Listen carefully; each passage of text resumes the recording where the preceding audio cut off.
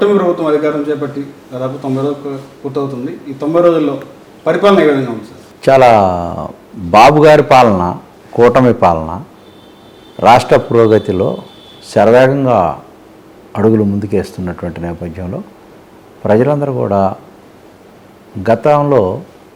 గత పాలనలో ఎందుకు చేయలేకపోయారు, 3 నెలల పాలనలో ఎట్లా సాధ్యమైంది అనేది ఒక చర్చ జరుగుతాం.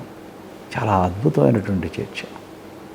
అభివృద్ధి, సంక్షేమం రెండు, అంటే ఇదివరకు డీబీటీలు నొక్కి కేవలం తాయిలాలు ఇచ్చి 4,25,000 కోట్లు నాన్ డీబీటీ కింద ఇచ్చిన కేవలం వెల్ఫేరిజం తప్ప డెవలప్మెంట్ లేనటువంటి పరిస్థితుల్లో ప్రజలందరూ ఈసారి జోడెద్దుల ఇదిలాగా సమన్వయం చేసుకొని ఒక బండి ఎట్లా వెళ్ళాలో శరవేగంగా ఆ విధంగా ఈ యొక్క ఎన్డీఏ కూటమి అద్భుతమైనటువంటి పరిపాలన జరుగుతున్న దాన్ని చర్చ జరుగుతుంది ఈ రాష్ట్రంలో.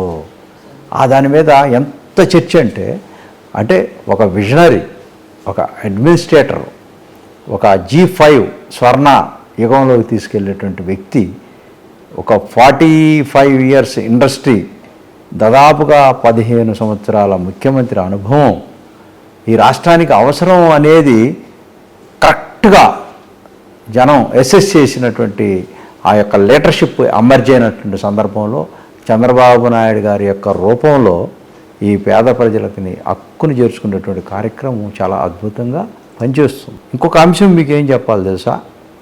జగన్మోహన్ రెడ్డి గారు సీఎంగా ఉన్నప్పుడు వచ్చినటువంటి 3 నెలల్లోనే వీరు చేసినటువంటి కార్యక్రమాలు ఒక్కటి కూడా తను చేయలేకపోయాడు. ఎందుకు చేయలేకపోయాడంటే చూడండి, ఈ రోజున 1వ తారీఖున జీతాలు టెన్షన్ కావాలి. అతను ఇప్పటికి ఓడీకి పోలా. చంద్రబాబు నాయుడు గారు ఓడీకి పోలా. అంటే ప్రతి నెల 3,000 కోట్ల రూపాయలు ప్రచారం. అది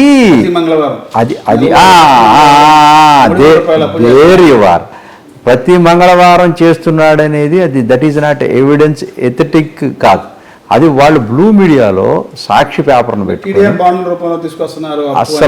అసలు దానికి ఎక్కడా కూడా తెలుగుదేశం పార్టీ ఇప్పటికి కూడా ఎక్కడా తీసుకురాలి. ఎందుకు తీసుకురాలేదు తెలుసా? వీళ్ళకి కూడా నేను చెప్తాను, స్పష్టం చేయాలా. అది వాళ్ళ పేపర్ గోల, ప్రతిపక్షాల గోల.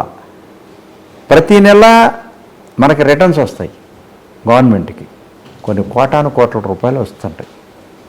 అవి జీతాలకి, ప్రభుత్వం యొక్క ఆర్గనైజేషన్కి, తర్వాత మౌలిక సదుపాయాల కోసం, ఈ చేసేటువంటి కార్యక్రమాల కోసం వస్తూ ఉంటాయి.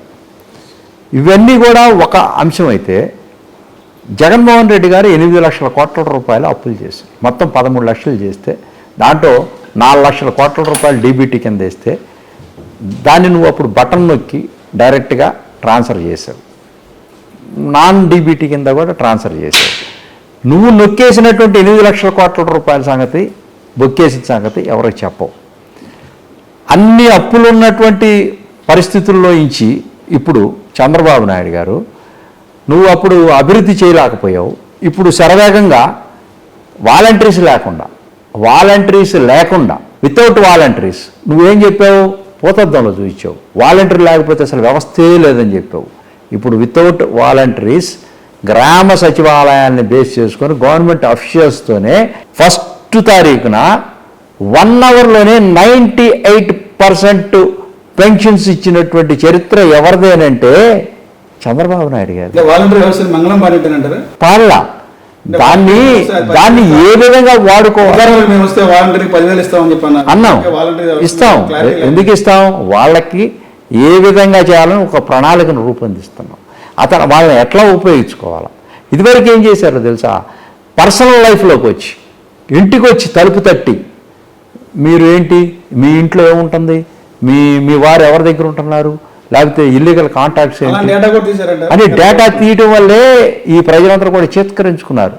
ఆ వాలంటీర్సు జగన్మోహన్ రెడ్డి ఏం చేశాడో తెలియదు, కానీ వీళ్ళు డైరెక్ట్గా ఎమ్మెల్యేలు చేయని పనులు కూడా భయభ్రాంతులు చేసి ఇళ్లకెళ్ళి మేము డైరెక్ట్ జగన్మోహన్ రెడ్డి గారు పంపించినటువంటి దూతలమని చెప్పి అవినీతి కార్యక్రమాలు, దందాలు, పోలీసు వ్యవస్థను మొత్తం కూడా వాళ్ళ చేతుల్లో తీసుకొని అస్తవ్యస్తం చేశారు వాలంటరీ వ్యవస్థలో. అంటే కొంతమంది పర్సనల్, అంటే కొంతమంది చేశారు, అందరూ కాదు నేను చెప్పేది. అంటే వాలంటరీ వ్యవస్థలో ఆయన ఇచ్చినటువంటి అసైన్మెంట్ ఉంది చూసారా, అది కరెక్ట్ కాదు. వాళ్ళు వాడేటువంటి విధానం, తీరుతెన్నులు వేరుగా వాడాలి. అందువల్ల నీకు వ్యతిరేకత అక్కడే స్టార్ట్ అయింది. రాష్ట్రంలో రెడ్ బుక్ పరిపాలన నడుస్తుందని పదే పదే చెప్తుంది వైఎస్ఆర్సీపీ పార్టీ. కక్ష సాధింపు చేస్తుందనేది కూడా ప్రచారం జరుగుతుంది. నిజంగా రాష్ట్రంలో రెడ్ బుక్ రాజ్యాంగం నడుస్తుందా, లోకేష్ రాజ్యాంగం నడుస్తుందా? అసలు రెడ్ బుక్ ఎక్కడ ఉందండి? రెడ్ బుక్ అనేది తను ఇప్పుడు రాజకీయాల్లో అనేక రకాలైనటువంటి మాటలు మాట్లాడుతూ ఉంటాం.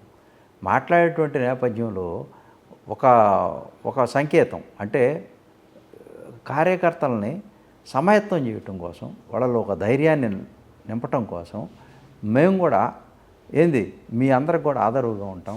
ఎవరైతే ఇబ్బందుల్లో ఉంటారో, ఎవరైతే జగన్మోహన్ రెడ్డి వల్ల ఇబ్బంది పడ్డారో కార్యకర్తలుగా, నాయకులుగా, వాళ్ళందరికీ అండగా ఉంటామని చెప్పేసి ఆ అండగా ఉండేటువంటి మాటని తను రెడ్ బుక్ అనేటువంటి మాటలో సింపుల్గా, అంటే జనాలకు అర్థమయ్యేటువంటి భాషలో రెడ్ బుక్ అని చెప్పి, అది కూడా దట్టు తన యొక్క భావం ఏంటంటే అతను ప్రజాస్వామ్యవాది, రేపు భవిష్యత్తు ఉన్నటువంటి నాయకుడు, రేపు రాబోయేటువంటి రోజుల్లో తనే ఈ రాష్ట్రంలో పరిపాలన చేయాల్సినటువంటి బాధ్యత ఉంది చంద్రబాబు నాయుడు గారి తర్వాత వారసుడిగా. మరి అంత వ్యూస్ ఉన్నటువంటి లోకేష్ గారు చిల్లర రాజకీయాల గురించి మాట్లాడతాడా? వ్యక్తిగత కక్షల గురించి మాట్లాడతాడా? ఒకసారి ఆలోచించండి. రాష్ట్రంలో కక్ష సాధింపు చర్యలు జరుగుతున్నాయి. దానిలో భాగంగా జోగి రమేష్ కానీ ఈ రోజున అందరినీ వేధిస్తున్నారనేది కూడా చేసుకున్నోడికి చేసుకున్నంత సార్. జోగి రమేష్ అనేవాడు, అంటే వాడు అనకూడదు నేను ప్రజాస్వామ్యంలో, జోగి రమేష్ గారు అసలు ఏ ఉద్దేశంతో చంద్రబాబు నాయుడు గారి ఇంటి దగ్గరికి పోయాడు? ఇది చెప్పాలి డెమోక్రసీలో. ఆయన నంగనాసి తొంగపొరలాగా ఇవాళ ఆ రోజు వెళ్ళిన ఇంటెన్షన్ ఏంటో తెలుసా? నా దగ్గర వీడియోలన్నీ ఉన్నాయి. అతను ఏమన్నాడు తెలుసా? చంద్రబాబు నాయుడు బయటికి రా, నువ్వు ఎక్కడ దాక్కున్నావు, నువ్వు నక్కున్నావు, నీ సంగతి తేలుస్తాను అన్నాడు. అంటే దాని యొక్క ఉద్దేశం ఏంటండి? అంటే అతను హతమార్చడానికే కదా నువ్వు పోయింది. దాడే కదండి. ఒక ఇంటి మీదకి పోయేది నువ్వు అధికారంలో ఉండి, అధికార పార్టీ ఎమ్మెల్యే ఉండి, నువ్వు ఒక ప్రతిపక్ష నాయకుడి ఇంటి మీదకి పోయావంటే, పోలీసులు చూస్తూ ఉంటే, జులుము చేస్తూ ఉంటే, అక్కడ మా పార్టీ వాళ్ళు లేకపోతే, అక్కడ సెక్యూరిటీ లేకపోతే నువ్వేం చేయాలనుకున్నావు? అన్ని హతమార్చాలనే వెళ్ళావు. అంటే ఇది క్లియర్ సిగ్నల్. సీఎం దగ్గర నుంచి సిగ్నల్ లేకపోతే ఒక సామాన్య ఎమ్మెల్యే అంత సాహసం చేయగలుగుతాడా? చంద్రబాబు నాయుడు గారి మీదకి వెళ్తాడా? ఇదే డెమోక్రసీ. ఇప్పుడేమంటున్నావు? నంగనాసి తొంగపొరలాగా నీ కొడుకు పాపం ఎక్కడో ఉన్నవాడు వ్యక్తి, అమెరికాలో చదువుకున్నాడు, అతన్ని కూడా నువ్వు చేసిన తప్పులకి బలిపశువులు అవుతూ ఉన్నారు. ఇప్పుడు నువ్వేం చెప్తున్నావు? టీవీ ముందుకు వచ్చి ఆగి చేస్తా, అయ్యో నేను అట్టనలేదు, ఆయన స్పీకర్ గారు అయ్యన్న పాత్రుడు గారు తిట్టాడు, అది అన్నాడు, ఇది అన్నాడు, అది రోజాని తిట్టాడు, జగన్ తిట్టాడు, అవన్నీ కూడా అతని దృష్టికి తీసుకెళ్ళి అతను ఏదన్నా అతని మీద పనిష్మెంట్ తీసుకుంటాడే విన్నవించడానికి. విన్నవించేటువంటి కార్యక్రమం ఆ స్టైల్లో ఉంటుందా జోగి రమేష్ గారు? అంటే విన్నవించేటువంటి కార్యక్రమం, విన్నపం చేసేటువంటి కార్యక్రమం ఆ స్టైల్లో ఉంటుందా డెమోక్రసీలో? Is the beauty of the democracy అని తెలుసు కదా నీకు. నువ్వు మంత్రిగా చేయటం కోసం దొడ్డిదారులో అసలు మీరంతా దట్టి పార్టీ, డర్టీ ఫెలోస్ మీరంతా కూడా. మీరు habitual criminals. We are all habitual criminals. అసలు మీరు క్రిమినల్స్ మొత్తం కలిపి ఒక పార్టీ పెట్టుకొని ఆ పార్టీలో మీరు కొనసాగుతా ప్రజల్ని మభ్యపెట్టి మీరు లక్షల కోట్ల రూపాయలు వెచ్చించి ఏదో ఒక దారిలో అడ్డదారిలో అధికారాన్ని పొందినటువంటి నేపథ్యంలో మీకు అసలు విజన్ ఎక్కడుందండి జగన్మోహన్ రెడ్డి గారు? మీరు